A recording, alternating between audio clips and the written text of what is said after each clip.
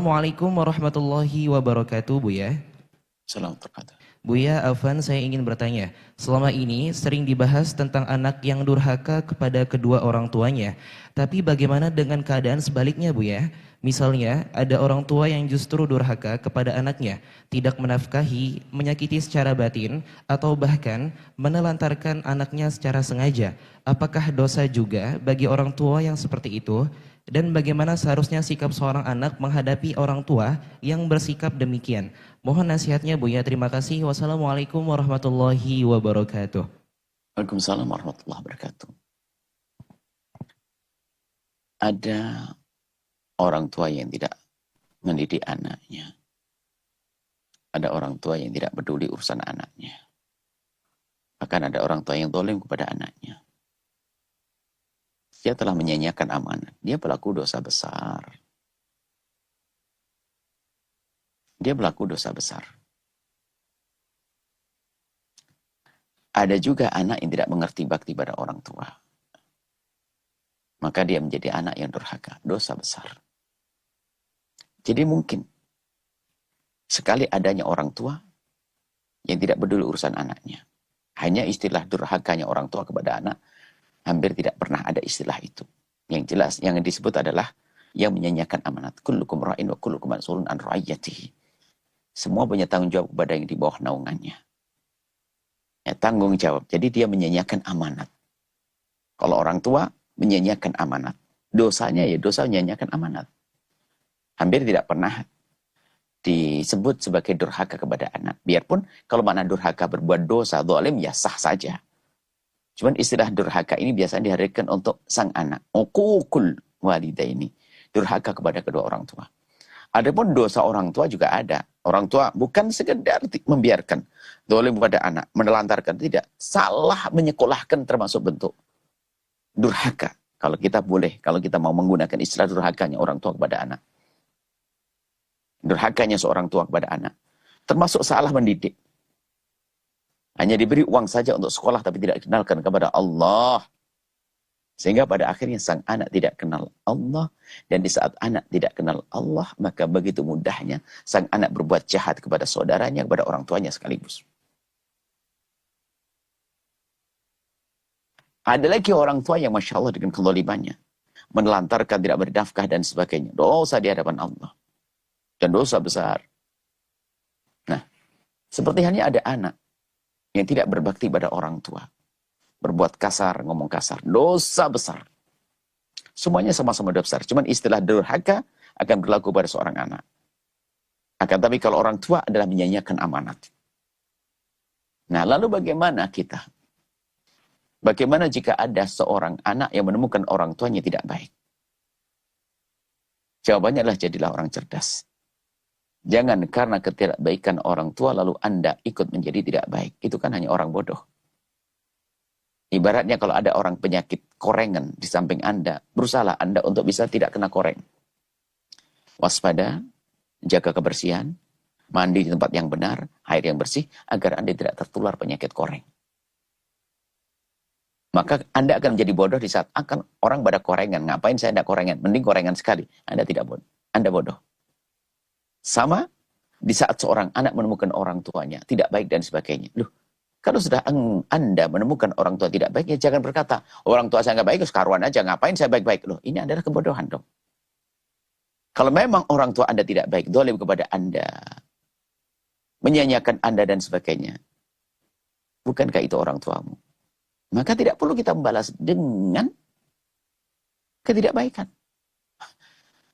Sampai mengatakan macam-macam mencaci orang tua dan nggak ada alasan untuk itu semuanya. Kalau ada orang tua yang tidak berbuat baik kepada anaknya, tidak menjaga anaknya, tidak merawat anaknya, atau bahkan menelantarkan anaknya, lihat. Itu adalah kesalahan orang tua. Akan tapi bukan karena kesalahan itu kita menjadi berbuat salah. Sehingga anak berbakti itu ada 4 model. Ada seorang anak punya orang tua yang baik, lalu dia juga baik kepada orang tuanya. Selamatlah ini sang anak. Baik bapaknya, dia juga baik kepada bapak, bisa berbakti. Yang kedua, ada orang tua subhanallah, ada seorang anak dahsyat. Bapaknya itu tidak baik. Tapi dia masih bisa berbuat baik kepada ayahnya. Hebat. Ini bisa berbakti yang dahsyat, dahsyat, dahsyat. Kalau baik sama orang tua yang baik itu mah enteng biasa. Tapi itu, baik kepada orang tua yang baik itu biasa. Tapi yang dahsyat adalah orang tua yang tidak baik tapi dia tetap baik. Kenapa? Usahanya dengan Allah. Wa qad rabbuka la ta'budu illa iyyahu wa bil walidaini ihsana. Ibadah kepada Allah nomor satu. Yang kedua adalah berbuat baik kepada orang tua. Berbuat baik pada orang tua ini catatannya tidak harus orang tua baik. Tidak, ini perintah dari Allah. Cuman bedanya kalau orang tua tidak baik itu berat kita berbuat baik. Kalau orang tua baik itu mudah berbuat baik. Maka siapapun Anda dan siapapun orang tua Anda harus berbuat baik. Cuman bedanya. Jika orang tua Anda baik, Anda berbuat baik itu mudah. Dan pahala besar.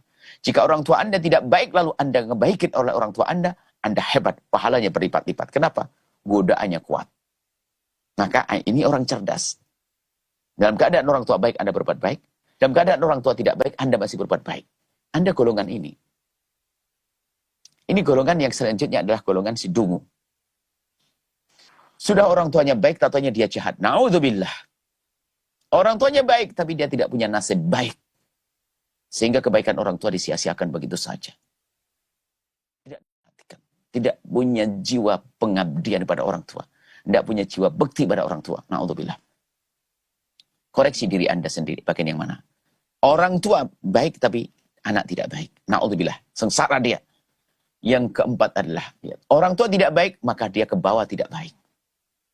Ini kan sebuah kebodohan. Orang tua tidak baik, maka dia menjadi tidak baik.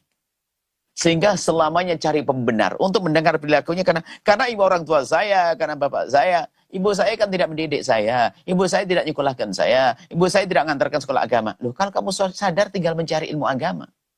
Bukan berarti di saat orang tuamu tidak peduli kepadamu, tidak peduli urusan pendidikanmu, lalu dirimu harus sengsara. Tidak dong. Banyak kok orang-orang dalam hidup keluarga yang tidak baik, tapi dia bisa jadi baik. Bahkan keluarganya tidak baiknya bukan tidak baik biasa. Memusuhi Rasulullah. Membenci Nabi. Targetnya membunuh Nabi. Tapi keluar anak hebat namanya Ikrimah. Ikrimah itu anak siapa? Anak Abu Jahal. Apakah Ikrimah beralasan, oh anak saya, bapak saya Abu Jahal, ngapain juga saya baik-baik. Nggak usah ngomong gitu. Bapaknya Abu Jahal. Mana ada orang hari ini yang punya ayah kayak Abu Jahal? Nggak ada. Sejelek-jelek ayah Anda tidak kayak Abu Jahal. Sejelek-jelek orang tua Anda tidak kayak Abu Jahal. Maka jangan menjadi bodoh kita. Gara-gara orang tua tidak baik, lalu kita menjadi jahat pada orang tua. Tetap durhaka kita.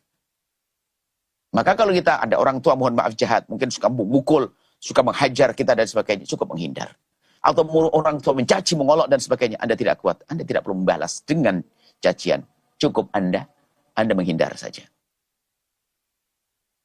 Karena orang tua adalah orang tua. Nah ini.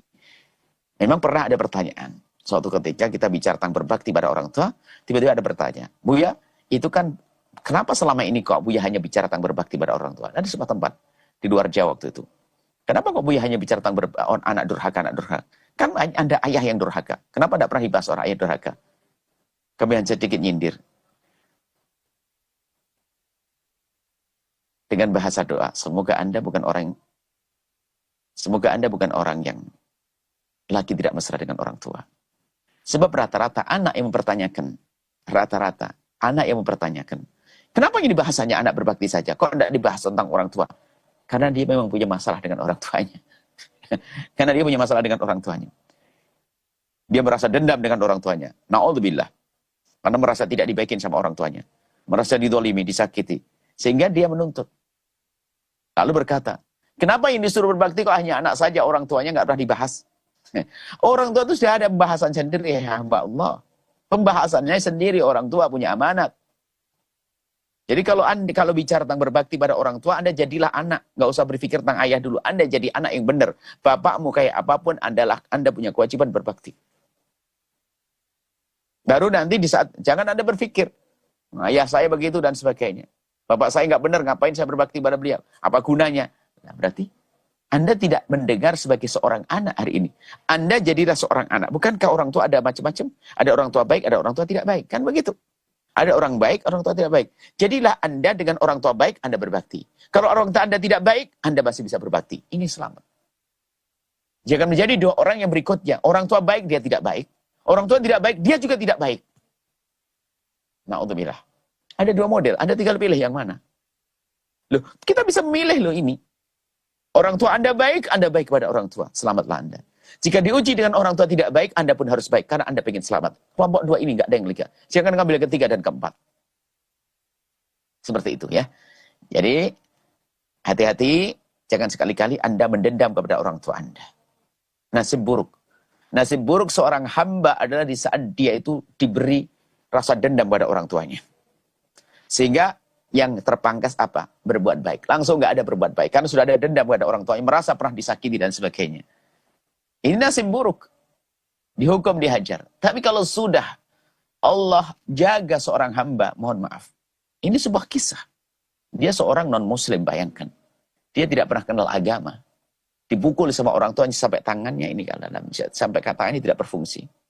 Tapi dia tidak pernah marah kepada ibunya. Itu nasib baik buat dia. Dan diganti oleh Allah dengan kesuksesan di dunia.